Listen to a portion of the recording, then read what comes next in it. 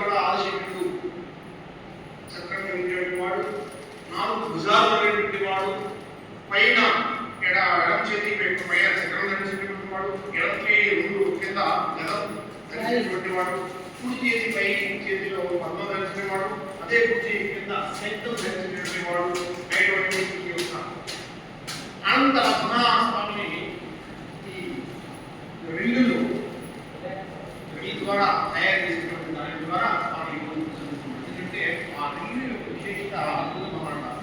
ఏదైనా ఇప్పుడు మనకి గ్రహణం పట్టింది, ఆ గ్రహణ సమయంలో అన్నీ కూడా అపవిత్రమైపోతాయి.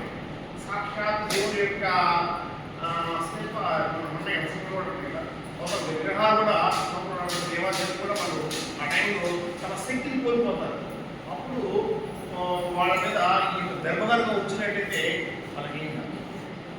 అందువల్ల మనం ఆహార పదార్థాలు కానీ వాటిలో కొన్ని అన్నం వండుకో కానీ బియ్యం ఉన్నాయి, ఏది పారేయలేం కదా. అందువల్ల బియ్యంలో కానీ గది ముక్కులో కానీ ఇది కొంతమంది అన్నం వండేసుకుంటారు. వాటిలో కానీ ఈ దర్భగన వేసినట్లయితే ఆ దోషం అనేది నివారణ అవుతుంది. అంటే దోష నివారణ చేసినటువంటి అత్యద్భుతమైనటువంటి శక్తి ఏదైతే దాని దర్భం ఉంది. ఆ దర్భ ఎంత ఏంటినా సరే ఒక చుక్క నీళ్ళు చల్లడం కదా వెంటనే నియమం పోసుకుంటుంది.